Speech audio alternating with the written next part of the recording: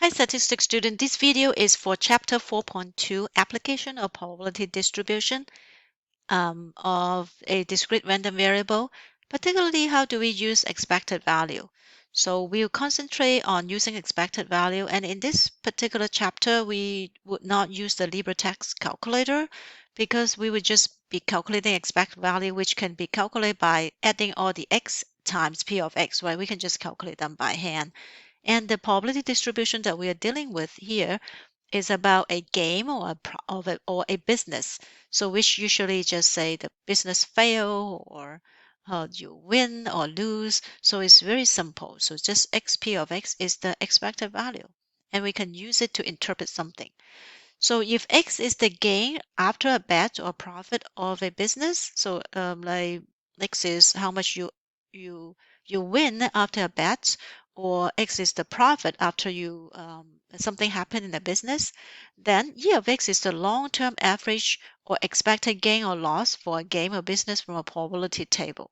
That means on average, what would happen if you do this bet many times or you do this business many times. So let's look at two examples. You can use it to model.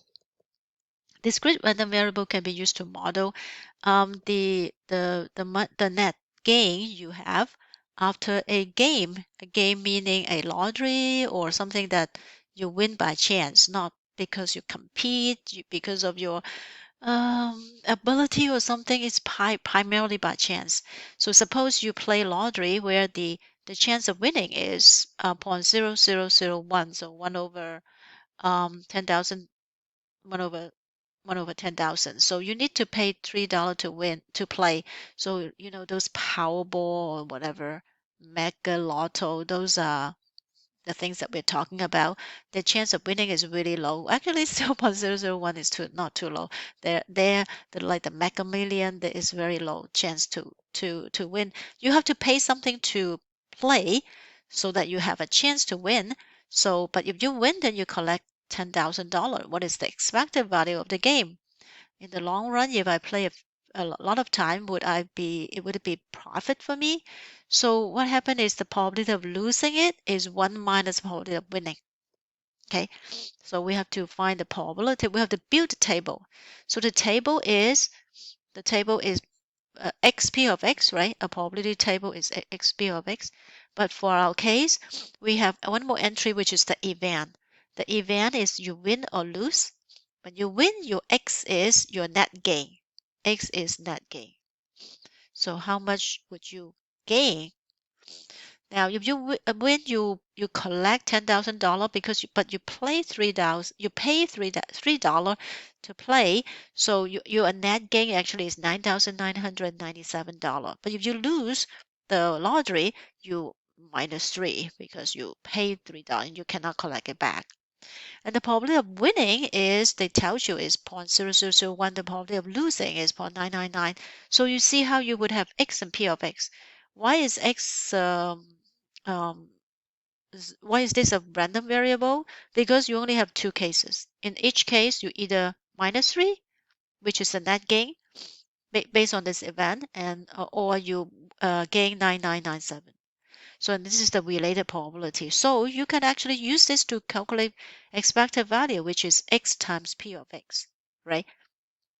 Win is the number. This is the net gain. Lose, you net gain -3, and this is the wins probability, and this is the lose probability. The win probability, they give it to you. The lose probability is 1 minus because it's complementary.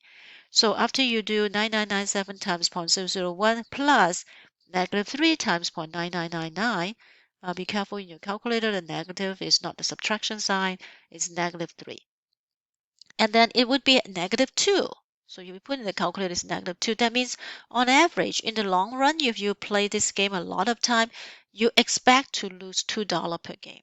Of course, when you actually play it, you either lost $3 or you gain this, but on average, in the long run, the more you play, the more $2 you will lose. Okay, so this is the average one. That means if you play 10 times, you expect to lose $20.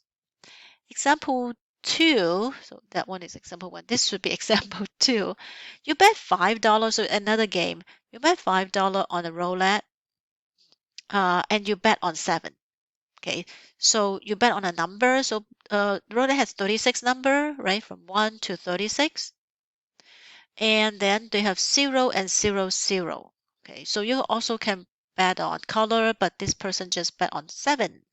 So the chance of winning, so we will just do win first, is oh okay, so the chance of winning is 1 over 38 because you have 38 different number that can open.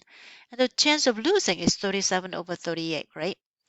But and on average, you bet a Rolex on a number, you bet $5, you would collect $175. So this is well, I think you collect one. I think you collect 180. So you collect 180, and the $5 is what you have. So you collect, you just win 175, I think. So that is the net gain. So what is the expected value? The expected value will be 5 times 37 over 38, negative 5. Okay. E of E equal to negative 5 times 37 over 38. You can put in the calculator plus 175 times 1 over 38. And then that would be negative 0.26.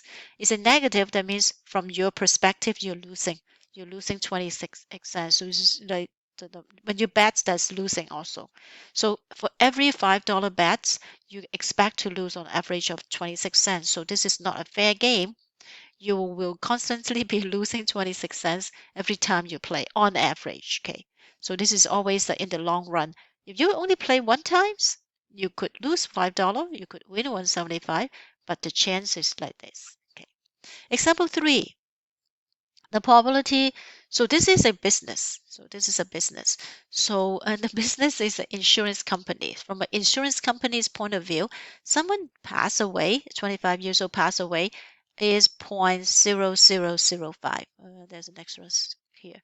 So 0.005. And in order to protect his family or whatever business he remains, if he pass away, he paid 275 for 1 year. And then if he die, he would the beneficiary will collect 160,000 life insurance policy. So this is what the insurance company say will pay out, and this is what the insurer will need to pay as a premium. So what is the expected value of the policy from the insurance point of view? So if the insurance is doing this as a business. This is one policy. So the event is if the person live. The person live, the insurance company collect 275. You do not get it back. So for the insurance company, this is positive. If the person die, then it is negative 159,725 because the insurance company needs to pay off this. Of course, he also earned 275. So the net gain for the insurance company is 275 minus 160,000. So it's negative 159,725. So you get X. X is the net gain or lose for the business. X is a value. Okay. And you only have these two values for every year. And then P of X is the probability of the person living, which is very high, 0.9995. The probability of someone dying. So where do they get this number? They get this from, I think, from the census data, or they collect this and use it for a relative frequency. So expected value is X times P of X add together. So in this case, it will be 275 times 0.9995 plus negative 159,725 times 0.0005. That's 195 positive. Positive to who? Positive from the perspective of the insurance company. So every time someone sign up for a policy from this table, the insurance company will gain around 195 policy. So of course, on average, you only have by chance you only have these two number, but on average, in the long run, if there's a lot of policy being signed, the company will gain 175 per policy, and that's how insurance company gain. And actually, there's also how, like for the betting and the game, that's how casino game. They don't know that every game the outcome is determined by chance. They cannot predetermine it, but on average, if they tweak the P of X, well, they cannot tweak the P of X. I think if they tweak the batting number, they can make it a positive for them. Okay, and of course, the insurance company would tweak this so that it's always positive for them.